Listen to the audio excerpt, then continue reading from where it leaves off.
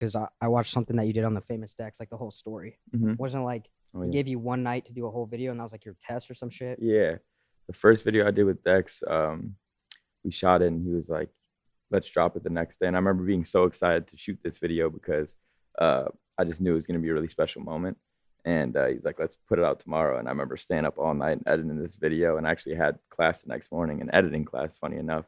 And I missed it and got the video done. But yeah, there's definitely a lot of crazy turnaround So times. you went to like film school I studied digital cinema at DePaul University for a semester. and you dropped out. Yeah. What was it like in film school? Like, what do you think of it?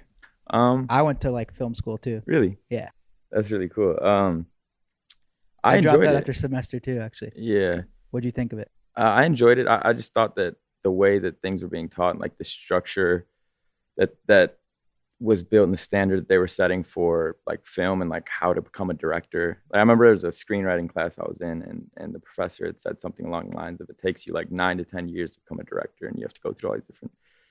You And got I to just, start as like the audio guy and then work your way you gotta up. be as a PA, and I think there's a lot of truth to that too. But it didn't feel like my story, and I just didn't want to be in a class and be fed things that just I didn't really, that didn't It's pertain to me. it seems so interesting to me because it's like it's a thing that's about creativity, right? So it's Mhm. like how could you go to school to learn how to like technically be creative when it's Yeah, I understand like there's certain things you need to know how to like operate and do. right. But beyond that, as far as like making something amazing that someone goes, wow, that's really unique and different and new. Yeah, Like I don't think you can learn that at school. yeah, Yeah, yeah. There are a lot of technicalities that you can learn, but I think you can learn those things on YouTube, and I Right. would learn so much more in such a quicker amount of time on YouTube and tutorials. And it just that worked better for me. And I Yeah. was like, It's yeah, almost like and also when you want to learn something, you're more quickly to learn it. hmm, Than if you're like, oh, I have to go and I have to do this in class and do this for class at their pace. Like if you went onto the internet on YouTube specifically and was like, I'm gonna look at this type of editing or this type of whatever style of shooting, hmm, you're wanting to learn it. You're more eager. So it's almost like you learn it more efficiently. yeah, absolutely. That's Yeah. what it is. I found too when I was in film school, it was just more like I wanted to like make like a business out of it too, Yeah, and like all the kids there were like into like Japanese films and I like remember you told stuff the like story. that, and I was like, that's cool, but I never understood like it's like, yo, how are you gonna like kind of turn this into a yeah, thing, like that's what I felt. exactly. And I think with kind of what I wanted to do with Lyrical Lemonade and what it's become, it was taking a very uh different route. It wasn't a conventional way of doing things. So I knew that to follow the story that I want to create, it couldn't be done through, the narrative of film school and how things are taught there. So when did you decide to just yeah. like pull the trigger and drop out? I threw a shot. There's a lot of different divisions of Lyric Lemonade, and I threw so we do concerts, we have a beverage, we have the blog, we have merchandise, and so on and so forth. And so I've been throwing shows since 2013.